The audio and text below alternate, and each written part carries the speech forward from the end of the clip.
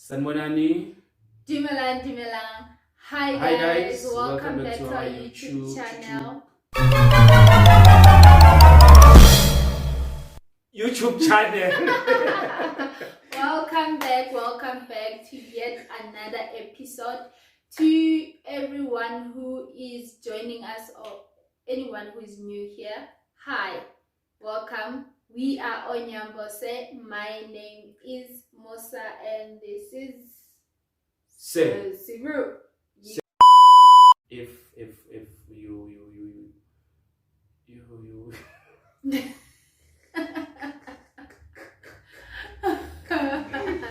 So what he's trying to say actually, if you how do we fix that?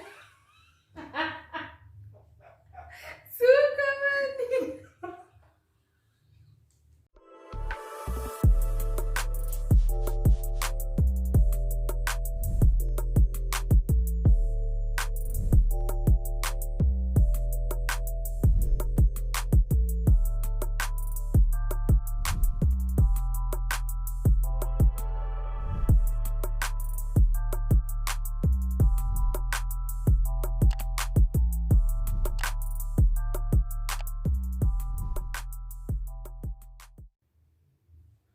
Hi guys, welcome back to our YouTube channel. If you are new, don't forget to hit that sub button, like, comment down below, and subscribe again. Yeah, don't forget also to press the notification bell. It's for the notification bell. Yeah. So guys, today's topic it's a very interesting one. It is.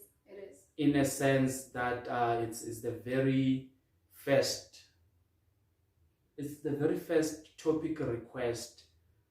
I don't know if my English is even making sense. The topic request. Yeah, or video request that we have received. Yeah. So today's video was requested by Bogazi, who wrote on the comment section in one of our previous videos. He wrote, and I quote, "Nice one guys, beautiful to see you on this journey. May I suggest a video on Zulu-Tswana cultural differences in marriage and how diversity can be a strength." So a big shout out to Bogazi. Shout out, mister.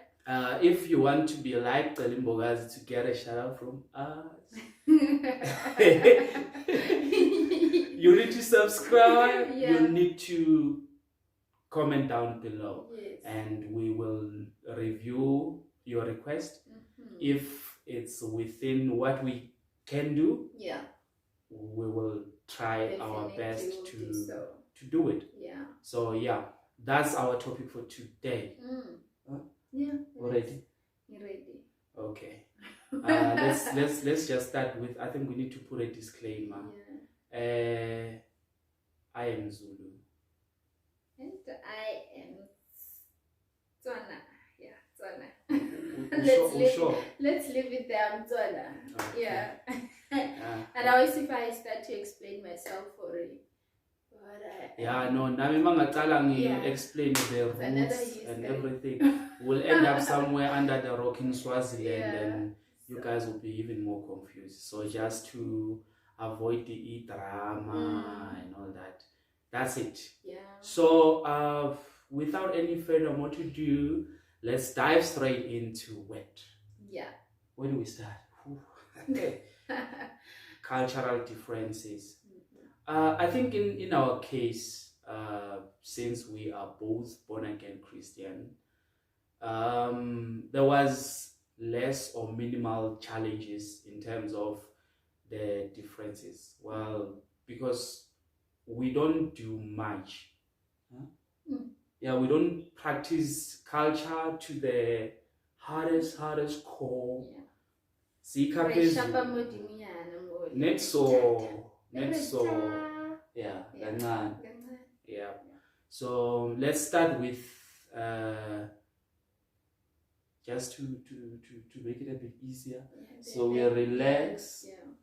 The first impression that your parents we'll start with you. The first impression that your parents had when you told them that you are in love with a Zulu dude. Well, for me, that was not a big issue. I don't think there was that big issue. Yeah, okay, Zulu. Hey, And then no, there was no such a thing. For me, it was very smooth. I had to talk to my mom first. Yeah. And yeah, he came to meet my mom. I think he's the first one to meet my parents before I go to meet his parents.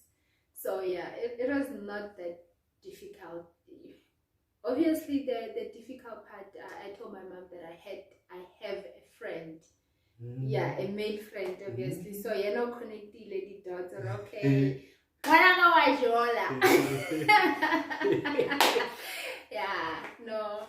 Then he came and that was it. That was the introduction. I think he spent half of the day at home. Yeah. And yeah, but you are not telling us the information. We want to know behind the scenes. When you start saying, so there is this guy, mom. No, I just told her that there is this guy that I would like you to meet. He's a very special friend. Okay. And he was like, oh, okay. She was like, oh, okay. You can invite him whenever I'm available. Then that's when he got an invitation. Okay. So she knew you as, why am I on about the he? She knew you as the bestie. Yes, the special friend. I'm the bestie. Yeah. Bestie. Okay. Okay. So we're coming to me. Yeah.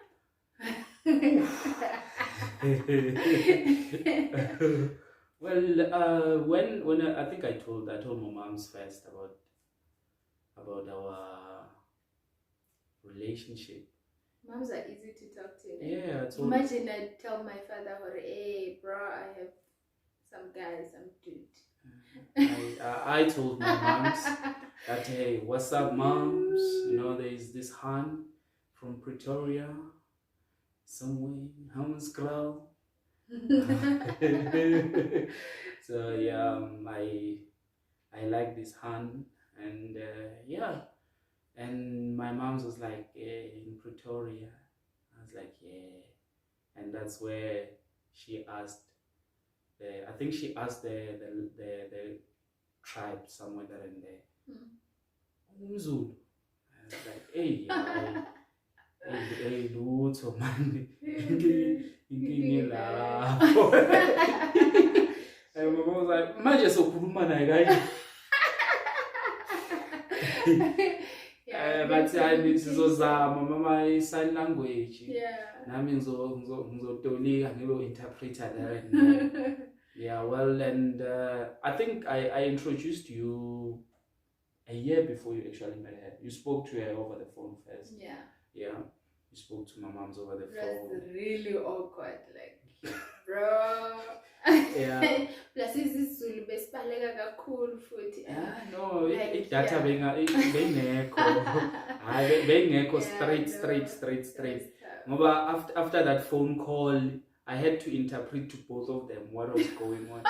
My mom was asking me, You know what? This other day, your grandmother was like, I think you were there, né? When your grandmother, I was trying to explain something. And then I asked you, where's Mrs.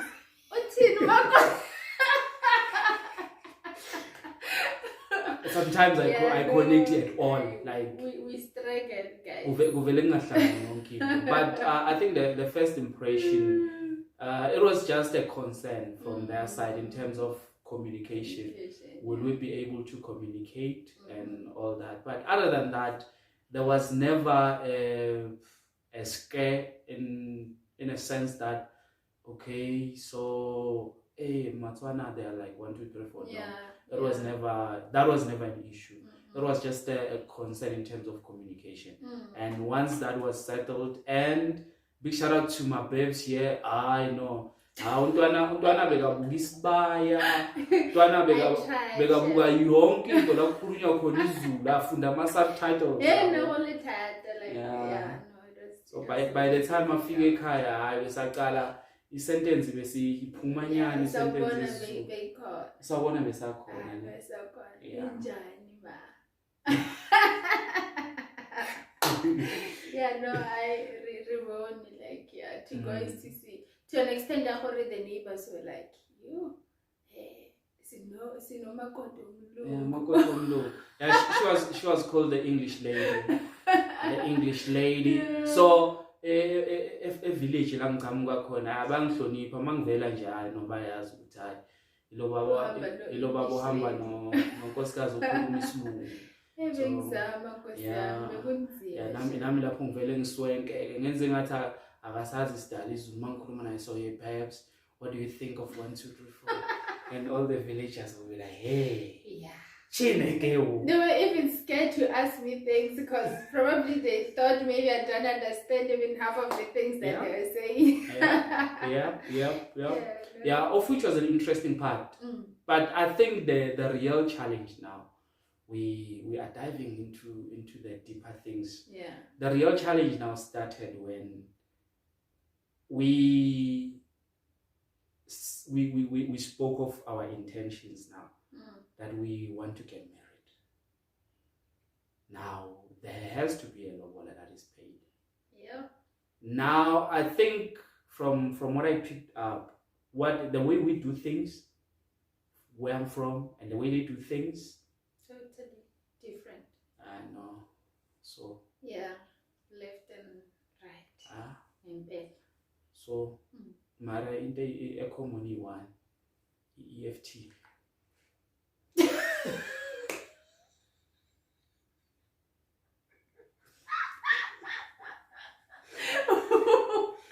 Yeah, no, mama lobola ngezinkomo. Uhambe nazo. Inkomo ziyafuneka. Yeah, EFT. It doesn't matter ukuthi zibuya kwaZulu.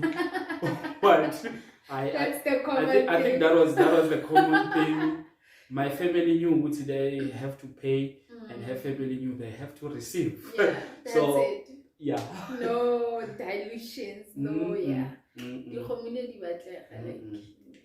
Yeah, but while we're still there on the Lobola, I think that's where we started.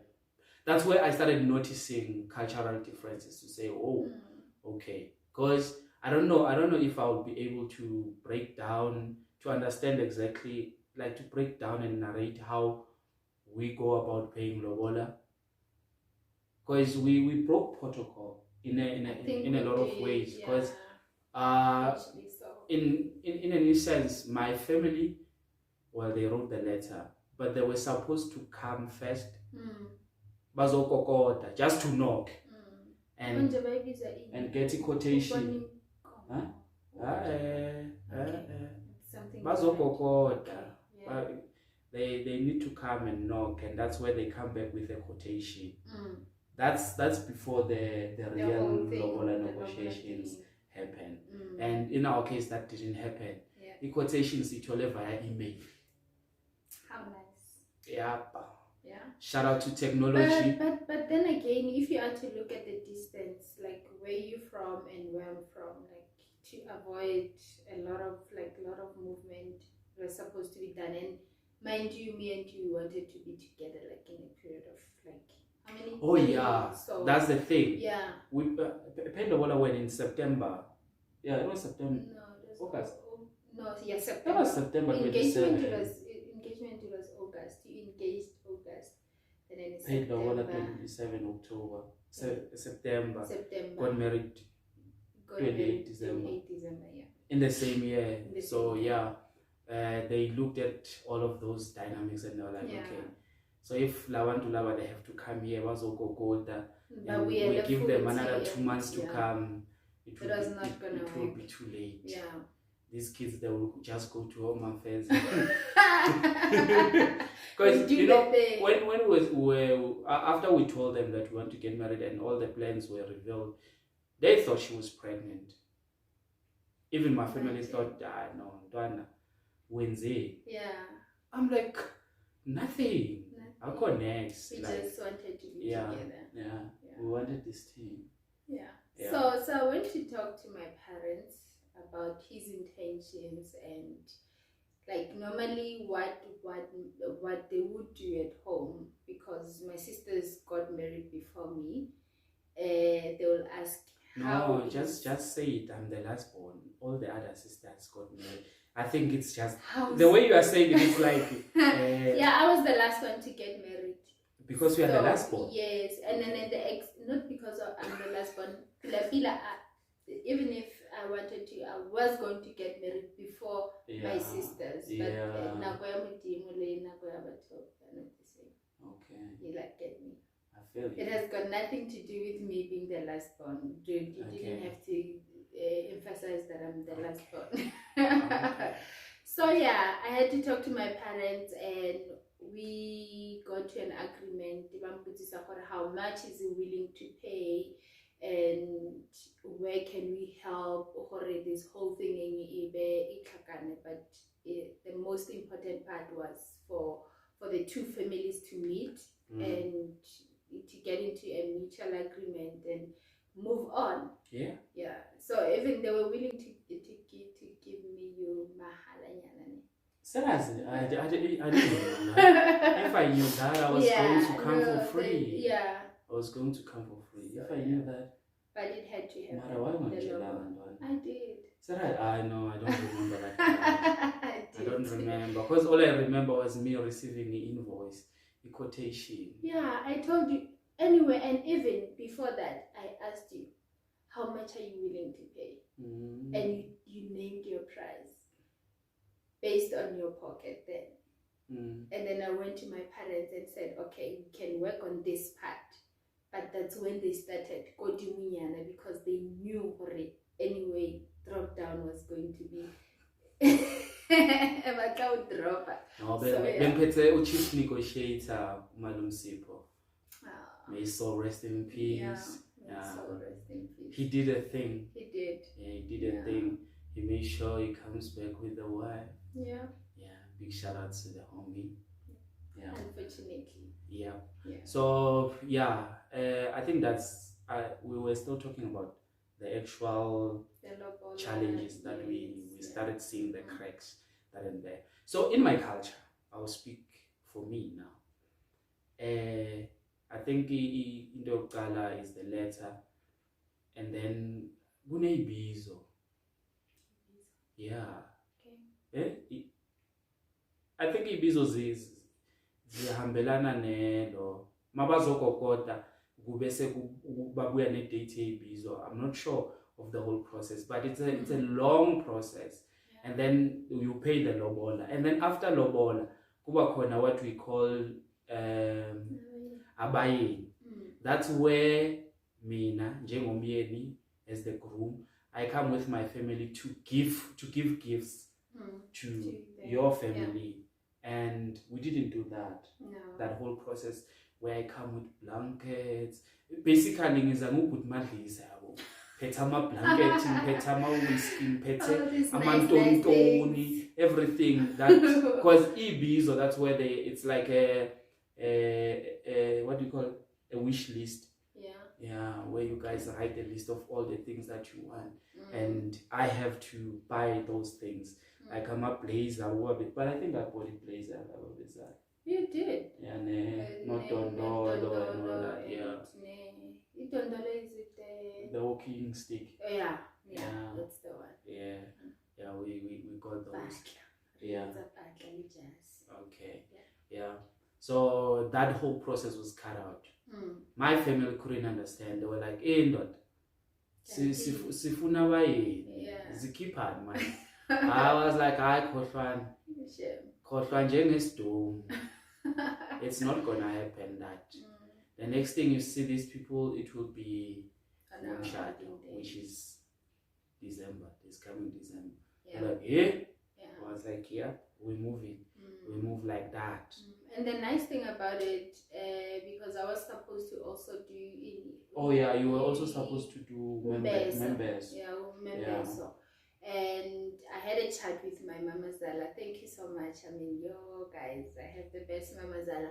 You know what she did, ne? She said, okay, because of how things were done, and I think it was also because I didn't do the EBs and Tontoni. I was supposed to buy 26 blankets. 26 blankets. Yeah. And she said, no, don't worry, I'll buy the 20. How nice. She bought the 20 and I had to buy 6 for the immediate family, that being your father, mother, and brothers and sisters. And Malume Sipho, the late Malume Sipho. So those are the things that I bought. Like I bought 6 blankets and the mat. Yes, I bought amatansi for 2 people. I think. And pillows. Yeah.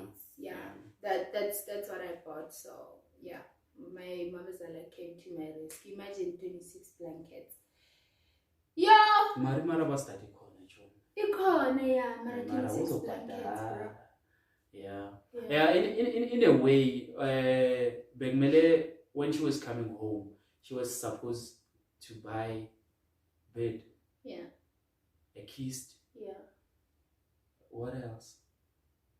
I think wardrobe, stove, everything basically that you need in your house. The basics, yeah. Yeah, she was supposed to come with everything, but I was like, no, don't worry. Protocol. Yeah, don't worry. Don't worry, we'll see that. Just buy a bed for yourself wherever you're going to stay. Yeah. So I think that those were some of the advantages that we really got. We didn't really get a tough time. So our story is probably different from somebody else's story. Because some families are they are not moving. They are very stubborn when it comes to culture. Yeah, they are very stubborn when it comes to culture. They don't compromise, they don't move, they don't shift. But yeah, in our case, because we are people who pray, protocol was broken. God hears. Yeah, God cares. Yeah, but then let's move right along. Okay. I think we already spoke about the actual event of the Lobola, and I think the wedding as well. It was that was a flow. That was a flow. There was no cultural clash. No, because there was really nothing. There was really nothing. There was nothing. The white wedding was smooth. The traditional wedding. Oh well, the only thing that happened in the traditional wedding, when they got home, they were outside the gate. Yay! They just closed the gate. They just closed the gate, and all these people, from Pretoria, Bahlahlamen. And now, and they're like, no, you guys must batala. Bakala beza nama 5 rand, but you guys are playing games.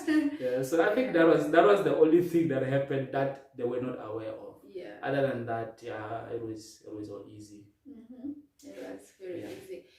And moving right along, I think one of the things they made me realize, we are 2 different people, was when, fast forward 2015, when my father-in-law passed on.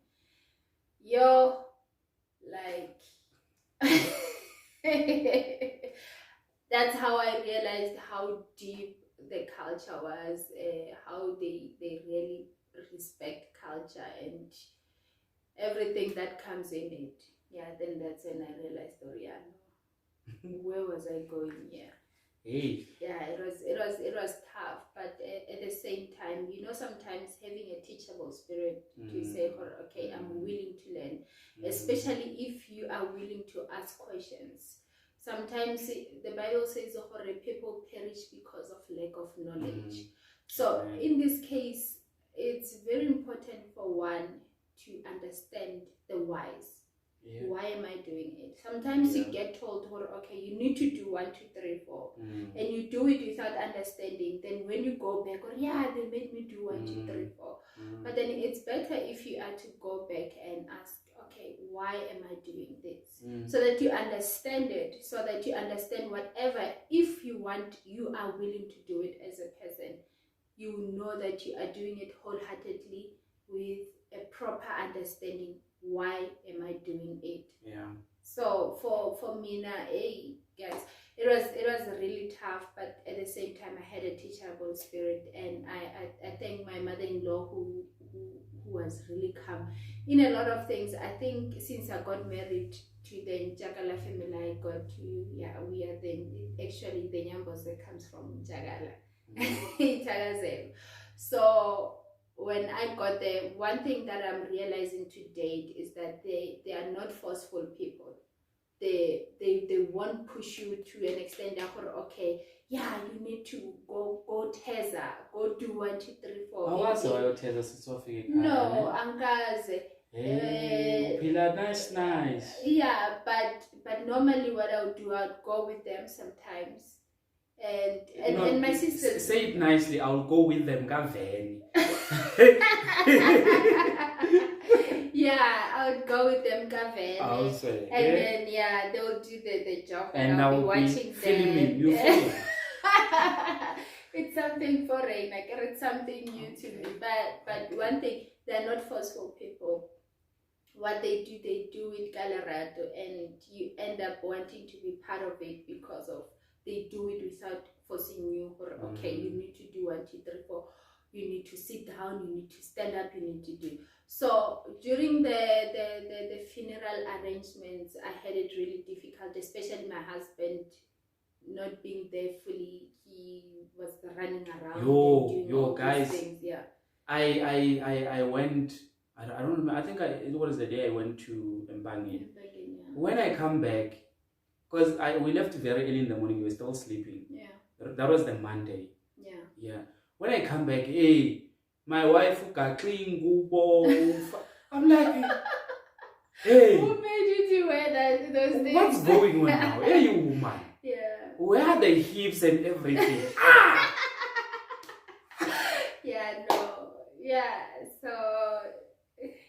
Now I went there with the impression now, like with us here in Gauteng, we don't wear the duke. Sometimes we don't even wear any get or anything that is really who feels like your body.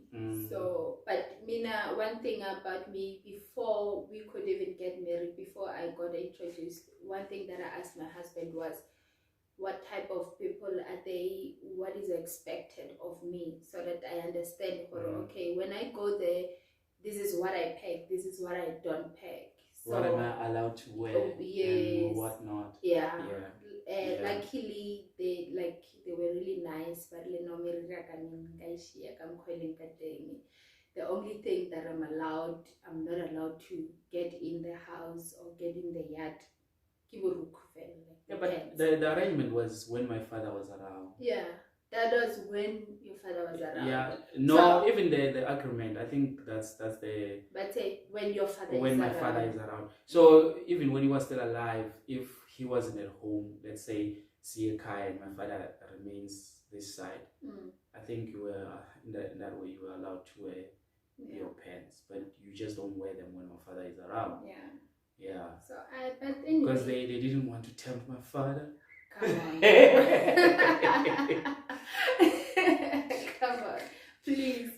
Yeah. So those are the things. They were really difficult, and I couldn't understand. Okay, why should I wear a pinifa? Why should I wear ichalo? What is a pinifa to our other viewers? Is it the same thing everywhere? Yeah, in your language, I forgot the name. I'll look for it. Okay. I forgot the name. But maybe we'll share the picture. Yeah, we'll share the picture so they know what you're talking about. Pinifa chalo, it's that smaller blanket that you put on top. So I asked my mama Zala, why do I need to wear this type of clothes? Not the normal skirt and the normal shirt with the duke. And she said, no, it's because when people come here, obviously we'll receive a lot of people. You need to be easily identifiable. So for people to identify you, you need to be dressed in a way they'll identify. Easily identifiable that you are a makoti. Yes. Yeah. Then there was not a sister. Yeah, and there were so many things. It's a long okay, I'm not supposed to do 1, 2, 3, 4. I'm supposed to do 1, 2, 3, 4. And the good part about it was, like, yo guys, the first time, I think that the first time we started in Baker, that was the time when my, you know, I had to call my sister and I was like, hey, how many cups do I put? How many eggs? It was a mess, but like, because of my body, obviously I need to also cook with big pots and all that. And one thing that I liked about sometimes when you share the same surname, you automatically become their sister, like you become a relative. So there's a woman that was really assisting me there, up to date. When she sees me, she addresses me as my sister. Madu. Yeah, Nadube. So yeah, thank you so much to her as well. So I think that's one of the challenges that there are some other part because of time, obviously, that I'm not gonna cover, but yeah, you can also continue. Yeah, but I think another thing with the Zulu tradition, when while you're still on this issue of the burial, one thing that happened again was on the actual burial, I had to walk in front of the casket. Yeah. Dude didn't get that. I'm walking there with the how Nendu leader Mabutu, and she's like, this guy, what's going on now? Is he now a devil worshiper or what?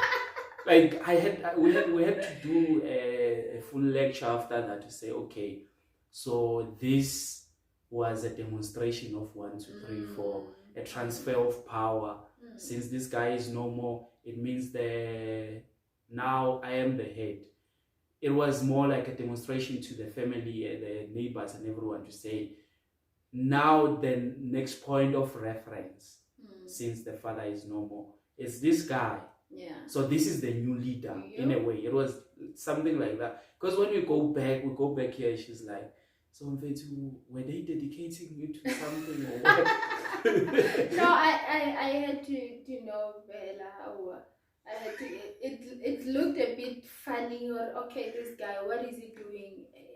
Are they dedicating him? What's really happening there?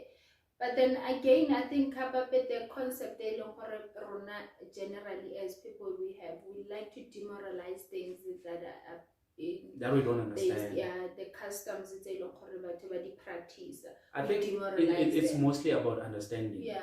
If we want to decide whether we want to be part of something or not, I think it's best we ask. Yes. We get the understanding.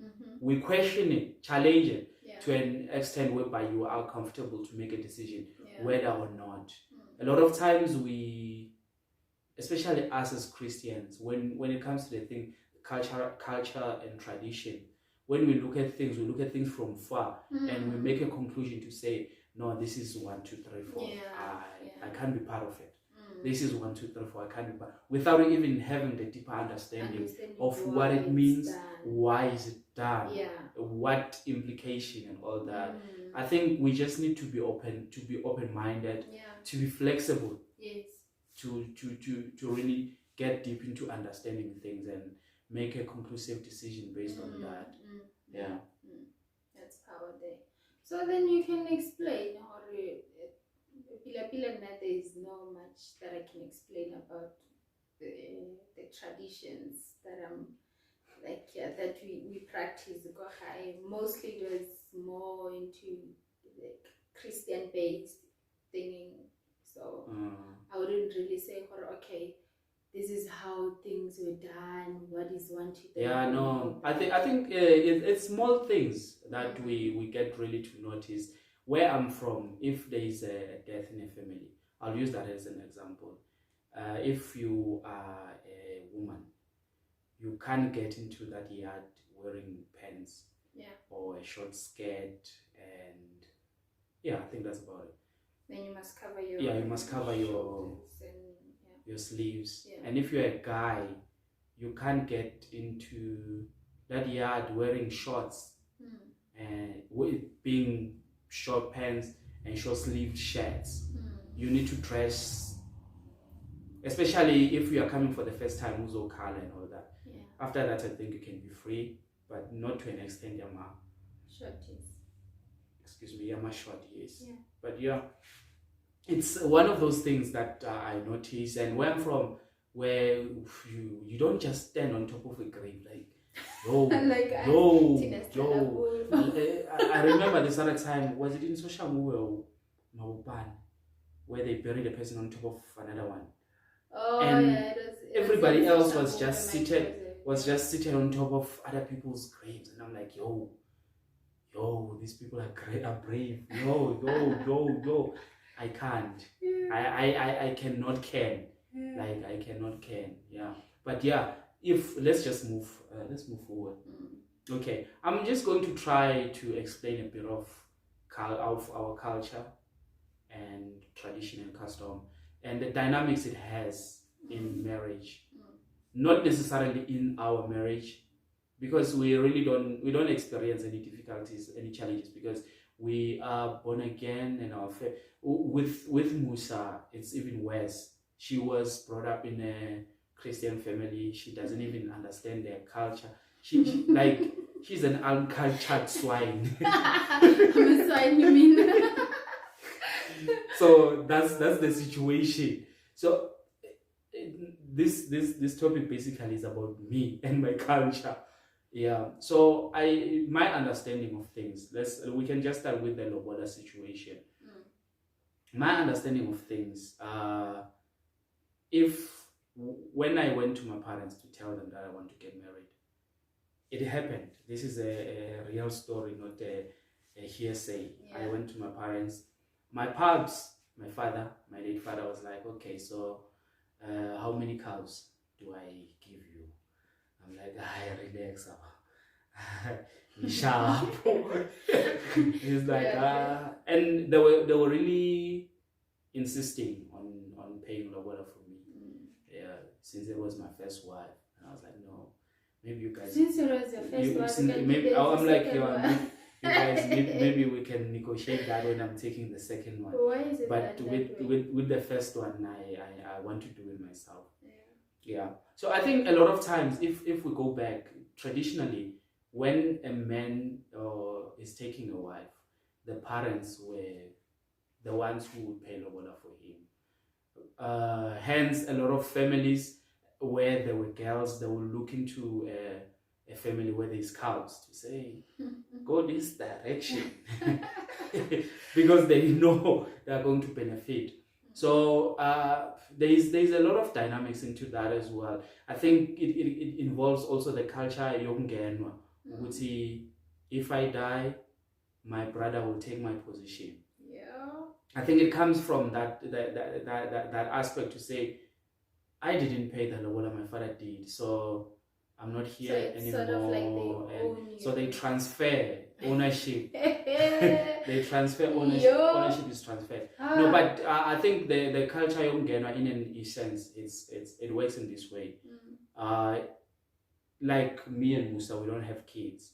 If I die today, God forbid, if I die today, if we are to go really traditional, deep, hardcore traditional about it, if I die today, after her morning time, whether it's a year or whatever, she will be asked to say, since you did not have any kids with our son, for the continuation of his house, we need you to sleep.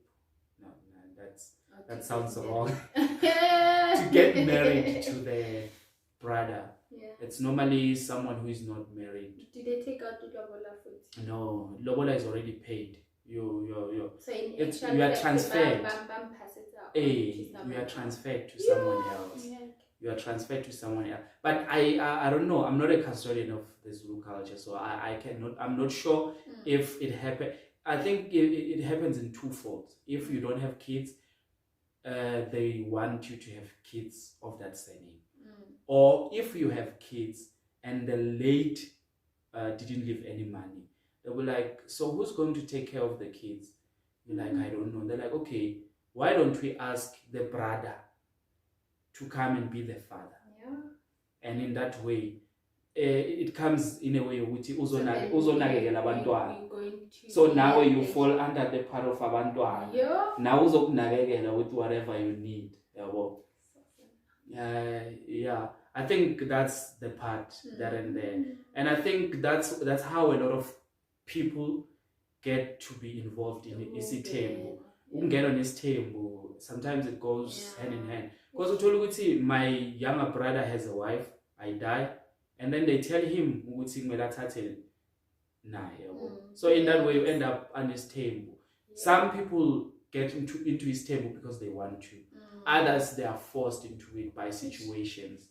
I think there's also the thing, even if I'm still alive, if I can't have kids, but that they do it secretly, they will ask someone in the family to do the job for me. To do the job, and I come back, I think, no, I scorile and next. He fouled, free kick, yeah. So those are some of the dynamics that are happening there and there. But obviously, I'm not a custodian of the Zulu culture, so there's a lot of things that I don't know myself. I'm just taking what I think I know. It's not. I think you can comment down below if you know something or you have deeper understanding. Yeah, you can comment down below. Just share there and there what you know and what you don't know.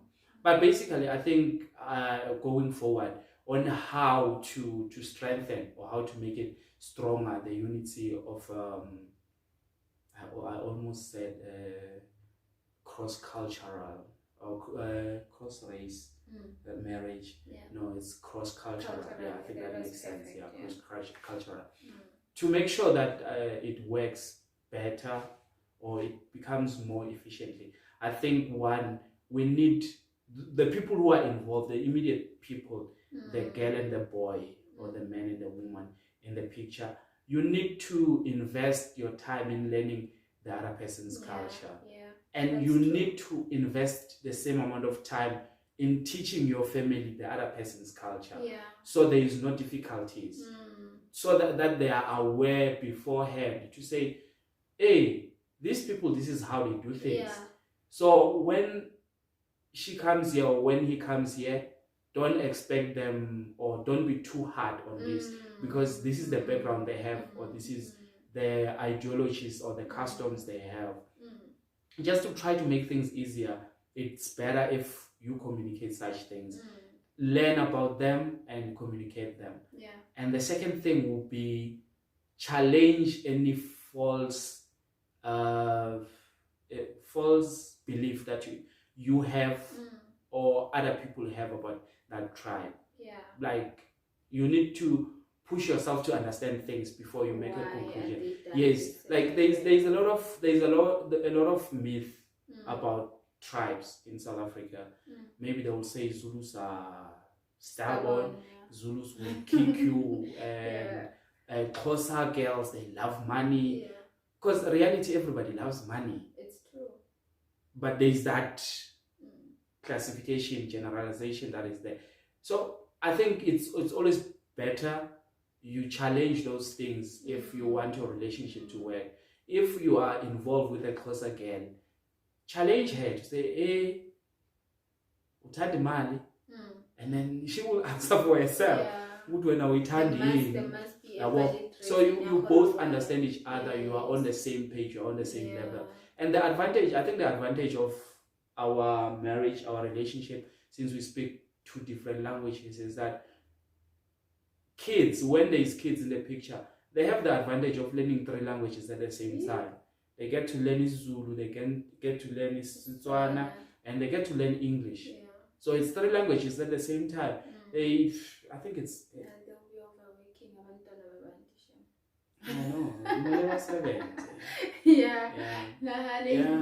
one sentence. One sentence, like me. One sentence must have all the languages. I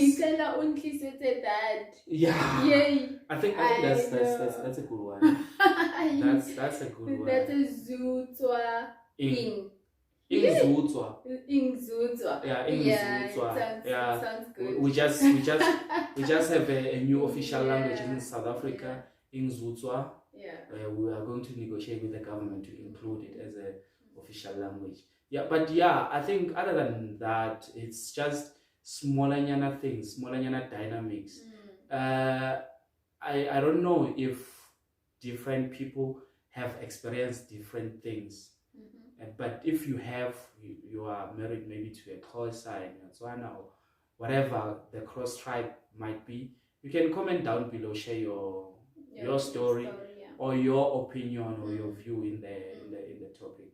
Because I believe we have spoken a lot of things. Yeah, we have. Anyway, guys, thank you so much for joining us on this wonderful video.